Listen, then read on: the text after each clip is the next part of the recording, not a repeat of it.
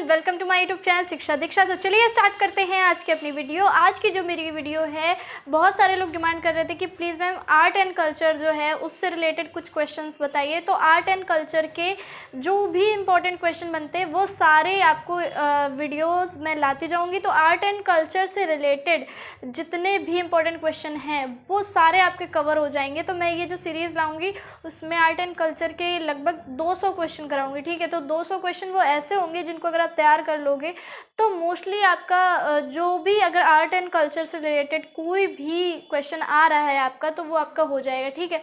अभी तो ये जो क्वेश्चन है ये तो इम्पॉर्टेंट है ही है, लेकिन साथ में अगर आर्ट एंड कल्चर से रिलेटेड कोई करंट न्यूज़ है तो उसको भी हम लोग देखेंगे, क्योंकि करंट जो होता है वो हमेशा प्रायोरिटी में रखा जाता है, बाकी चीज़ें तो आपसे पूछी ही जाती हैं। तो चलिए स्टार्ट करते हैं, लेकिन उससे पहले अगर आपने अभी तक मेरे चैनल को सब्सक्राइब नहीं किया है तो जल्दी से सब्सक्राइब कर लीजिए, बेल आइकन को प्रेस कर लीजिए और आप मुझे इंस्टाग्राम पे फॉलो कर सकते हो, ठीक है। लिंक आपको डिस्क्रिप्शन में मिल जाएगा। तो स्टार्ट करते हैं जल्दी से। देखिए पहला जो है ये एकदम सिंपल सा क्वेश्चन है, बाकी थोड़े क्वेश्चन हो सकता हो कि आपने ना सुने हो।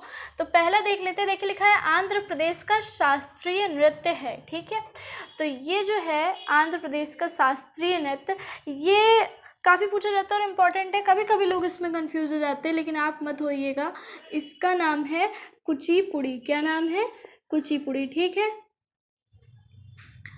अब मैं आपको थोड़ा सा इसके बारे में बता दूं, ठीक है। आंध्र प्रदेश के कृष्णा जिले के देवी तालुका में ये जो कुचिपुड़ी है, जो ये नृत्य का नाम है, उसी नाम से संबंधित एक गांव है जहां से बोलते हैं कि इस नृत्य का एक तरीके से हम मानते हैं कि उद्भव हुआ, ठीक है।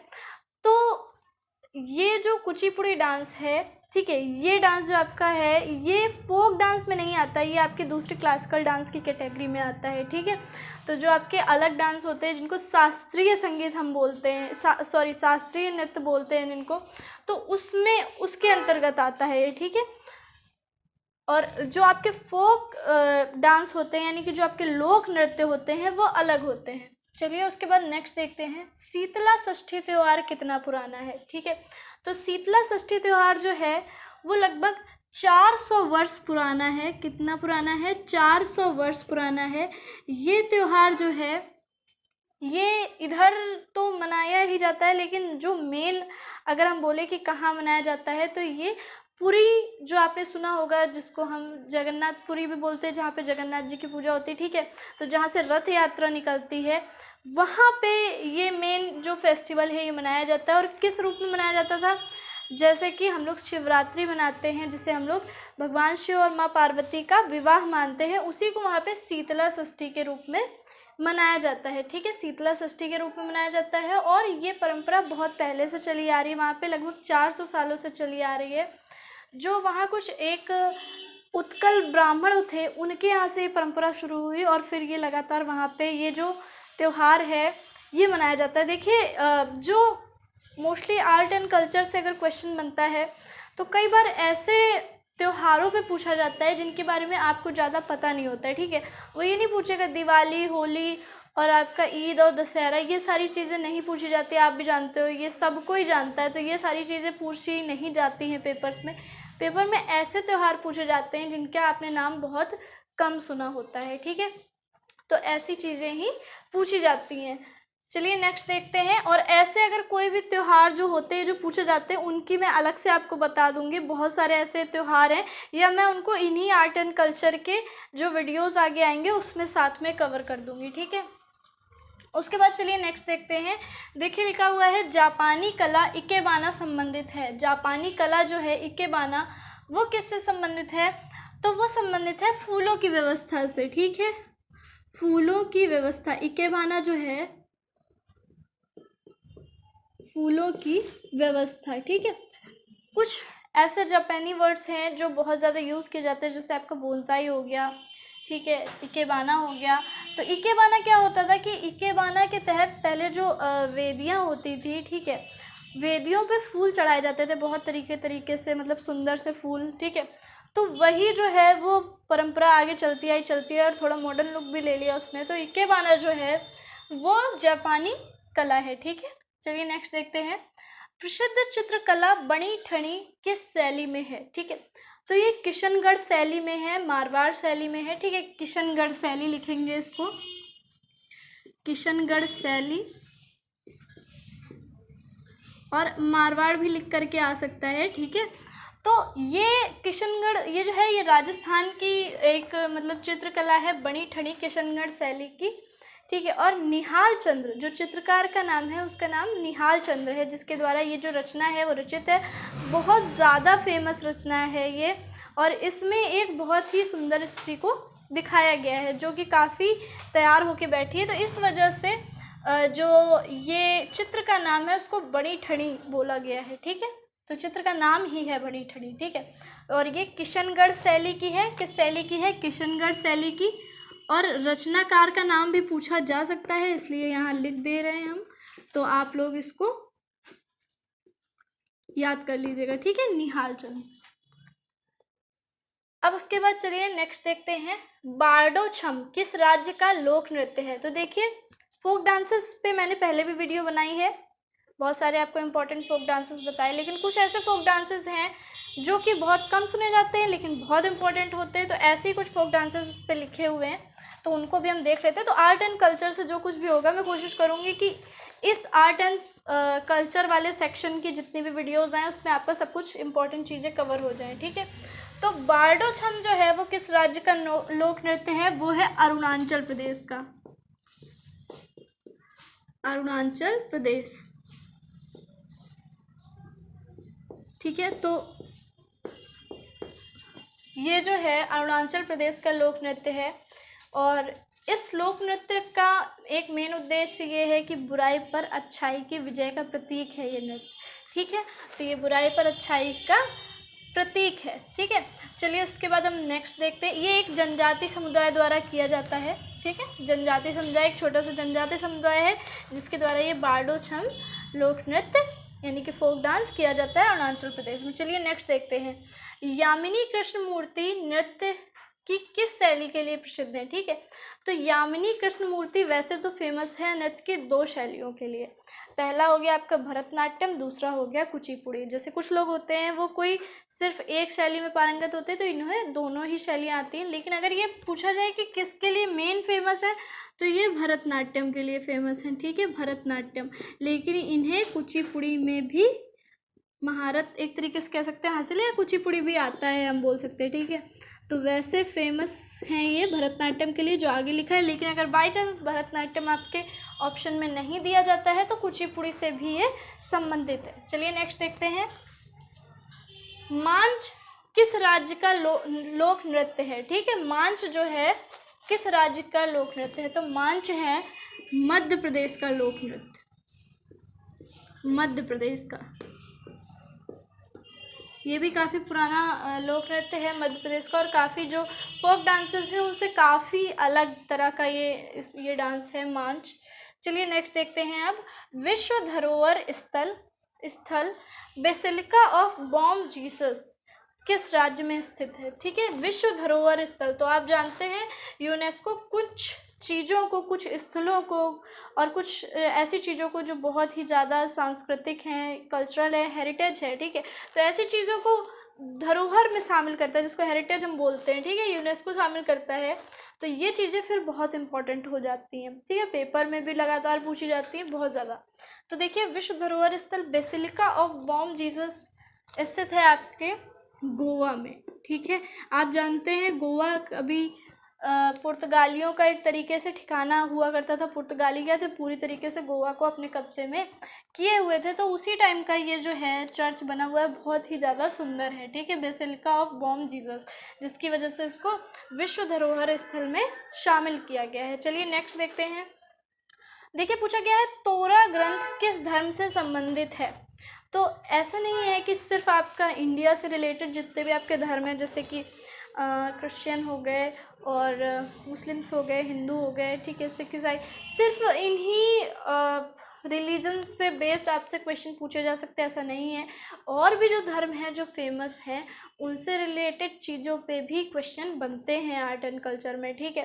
तो सिर्फ आपको सिर्फ इंडिया तक ही सीमित नहीं रहना है, थोड़ा आगे भी देखना है। तो ये जो तोरा ग्रंथ है ये संबंधित है यहूदी धर्म से, ठीक है, यानी यहूदी समुदाय जो है वो तोरा नाम की बुक को क्या मानता है, बहुत ही पवित्र मानता है, जो कि बाइबल के एक तरीके से हम बोल सकते हैं ओल्ड टेस्टामेंट का 5वां भाग है। ठीक है, तो वो यहूदी जो है उनके लिए ये तोरा जो ग्रंथ बोला जाता है ये उनका बहुत ही पवित्र ग्रंथ है। ठीक है, तो इन्हीं को यहूदियों को हम लोग इंग्लिश में क्या बोलते हैं, ज्यूज।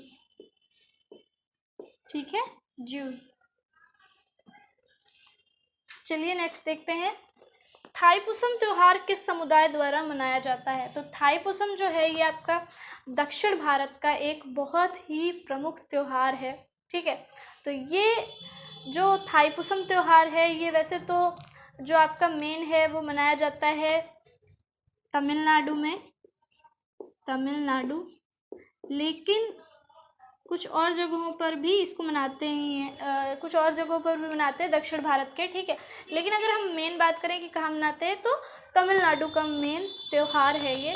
क्यों मनाया जाता है और किससे संबंधित है ये भी मैं आपको बता देती हूँ। ये जो त्यौहार है थाईपुसम ये संबंधित है भगवान मुरुगन से, जो जिनको कि उत्तर भारत में कार्तिकेय नाम से जाना जाता है। आप जानते हैं कि शिव जी के 2 पुत्र जो बताए जाते हैं, जैसे एक गणेश जी हो गए और दूसरे भगवान कार्तिकेय, तो उन्हीं को दक्षिण भारत में क्या बोला जाता है, मुरुगन बोला जाता है। तो उनको समर्पित है ये थाईपुसम त्यौहार, और माना जाता है कि कार्तिकेय ने वध किया था जिसके लिए मनाया जाता है। तो बुराई पर अच्छाई की प्रतीक है ये त्यौहार भी, तो इस वजह से ये त्यौहार जो है वहाँ बहुत ज़्यादा लोग मनाते हैं। ठीक है, और सिर्फ यह वही नहीं, तमिल समुदाय के जो लोग भी अगर कहीं भी बसे हुए हैं, चाहे वो आपके विदेश में क्यों ना हो, वो वहाँ भी बड़े अच्छे से इसको मनाते हैं। और कांवड़ यात्रा भी निकाली जाती है, तो काफ़ी कुछ होता है और काफ़ी बड़ा त्यौहार है ये वहाँ का। ठीक है, तो थाईपुसम त्यौहार जो है ये तमिलनाडु का एक त्यौहार है। ठीक है, तो ये आपको अच्छे से याद रखना है। चलिए नेक्स्ट देखते हैं, किसने श्रेष्ठ कृति हंसा दमयंती चित्रित किया। ठीक है, तो हंसा दमयंती चित्रित किया था राजा रवि वर्मा ने, और इनके बारे में मैं आपको बता दूं कि इनको बहुत ही प्रसिद्ध चित्रकार माना जाता है, राजा रवि वर्मा को। इनके ही द्वारा कहा जाता है कि जो भी आज आप देखते हैं, आपके पास कैलेंडर आते हैं, उसमें जैसे भगवानों की बहुत ही सुंदर बनी रहती है, स्ट्रक्चर उनका बहुत ही सुंदर पिक्चर बनी रहती है, नीला कलर बनाया जाता है। तो ये सारी जो शुरुआत है वो राजा रवि वर्मा द्वारा ही की गई, उन्होंने ही बहुत सुंदर छवि बनाई थी। उसके बाद से वो चल गया, और उसी तरीके की भगवान की इमेज आपको लगभग हर फोटो में देखने को मिलती है। ठीक है, तो सबसे पहला चित्रण जो माना जाता है कि स्टार्टिंग जो मानी जाती है कि इस तरीके के बनने चाहिए, वैसा स्टार्टिंग इन्होंने ही की थी। ठीक है, और इन्होंने ही हंसा दमयंती को चित्रित किया था। ये जो है हंसा दमयंती ये एक कहानी है जिसको उन्होंने एक तरीके से क्या किया था, पेंटिंग में बनाया था। ठीक है, चलिए नेक्स्ट देखते हैं, कौन सी गुफा त्रिमूर्ति के लिए विख्यात है।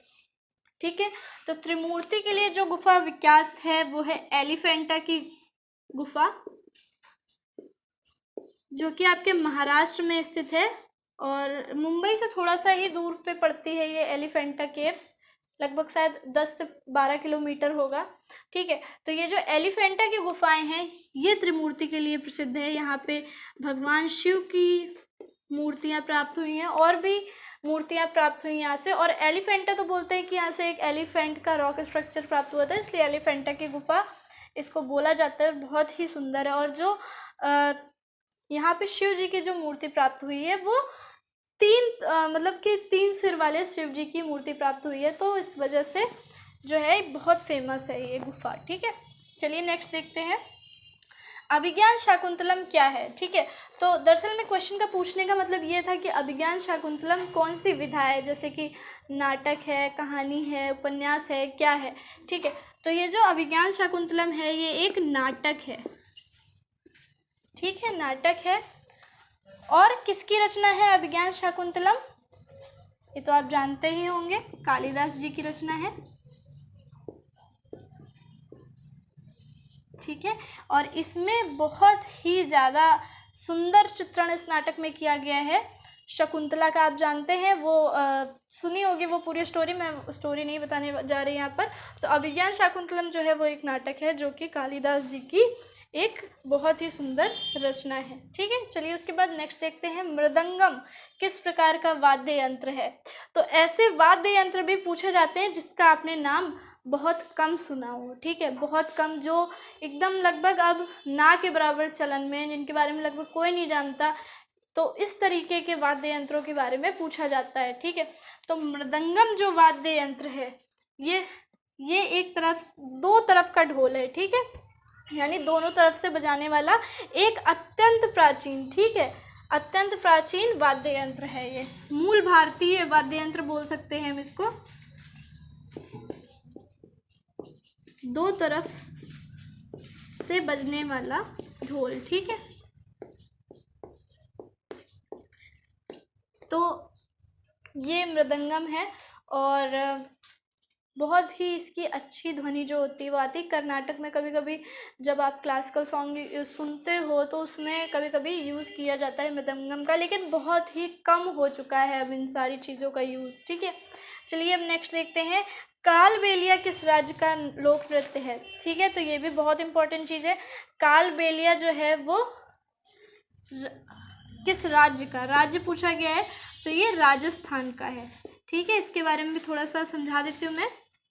कालबेलिया जो लोक नृत्य है ये एक जनजातीय समुदाय जिसका कि नाम भी है कालबेलिया। ठीक है, जो कि बोला जाता है कि एक सपेरा जनजाति है। ठीक है, तो उसका ये लोक नृत्य है। ये जो लोक नृत्य है इसमें जो पोशाक होती है बहुत ही सुंदर, आपने देखी होगी शायद, अगर आपने गाने देखे हो, उसमें ब्लैक कलर की पूरी पोशाक चलती है और उसमें कुछ पोशाक को इस तरीके से बनाई जाती है जैसे पूरी सांप की तरीके लगे, और बहुत ही सुंदर पोशाक होती है इसकी, कालबेलिया नृत्य की, और इसी वजह से बहुत ही सुंदर नृत्य भी होता है ये।